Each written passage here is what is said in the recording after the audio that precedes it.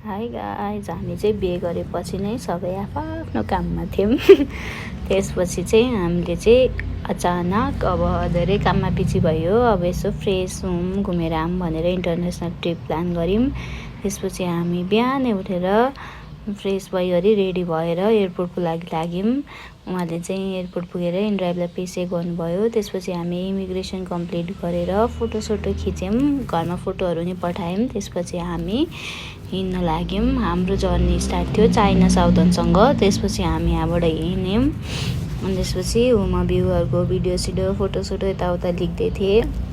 मेरो चाहिँ फर्स्ट थियो यो इन्टरनेसनल ट्रिप भने। उहाँको चाहिँ 5th या 6th त्यस्तै कति थियो।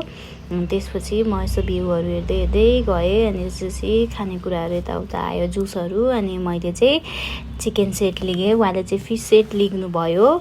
अनि हामी आफ्नो खानालाई इन्जोय गऱ्यौँ। त्यसपछि रेस्ट गर्दै थिएँ, म त निदाएछु। उठ्दाखेरि रात परिसकेछ र हामी चाहिँ बैयुन एयरपोर्ट चाइना गुन्जौ चाहिँ ल्यान्ड गर्ने बेला भएछ। त्यसपछि हामी ल्यान्ड गऱ्यौँ र एयरपोर्टमा फोटो भिडियोहरू यताउता लिग्यौँ।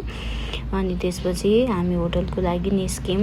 यहाँ एउटा प्रब्लम भनेको चाहिँ ल्याङ्ग्वेज बेरियर अलिकति, अनि ट्रान्सलेटर युज गरेर अनि हामी बिस्तारै होटल पुग्यौँ। त्यसपछि वरिपरि यताउता हेऱ्यौँ। यो चाहिँ हामी बसेको होटल नजिकैको त्यो कति हाइटबाट भिडियोहरू लिग्यौँ बाहिर निस्केर। अलमोस्ट राति नै भइसकेको थियो हामी पुग्दा त्यहाँ। त्यसरी रेस्ट गर्ने, किनभने हामीलाई बिहान चाँडो उठेर हिँड्नु थियो। हाम्रो लागि एक टाइम पनि इम्पोर्टेन्ट थियो। त्यही भएर हामी चाहिँ त्यहाँ गएर यसो भिडियोहरू यताउता लिग्यौँ। अनि त्यसपछि त्यहाँ साइडमा चाहिँ रिभर थियो, क्यान्टोन रिभर। त्यसपछि क्यान्टोन रिभरमा गएर एकछिन यताउता घुम्यौँ, हेऱ्यौँ। त्यसपछि हाम्रोमा पानी अलिक कम थियो अनि त्यही भएर हामी पानी लिग्न निस्क्यौँ घुम्दै हेर्दै। अनि मेरो बुढो चाहिँ पानी लिएर टुकुर आइरहनु भएको छ माटबाट।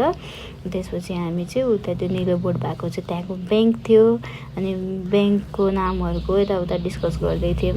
कति नेक्स्ट लेभल नै डेभलप गरेको, कति राम्रो ब्याङ्कको नाम पनि, कस्तो कस्तो कन्स्ट्रक्सनहरू यस्तो क्या पुरै नामै, अनि कस्तो है भनेर यताउता हामी कुरा गर्दै थियौँ।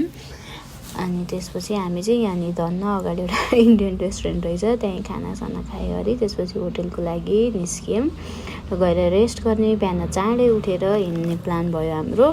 अनि हामी त्यही अनुसार रेस्ट गएर होटल अनि सुत्यौँ। बाई गाइज, अब भोलि हामी नेक्स्ट ब्लगमा भेट्छौँ।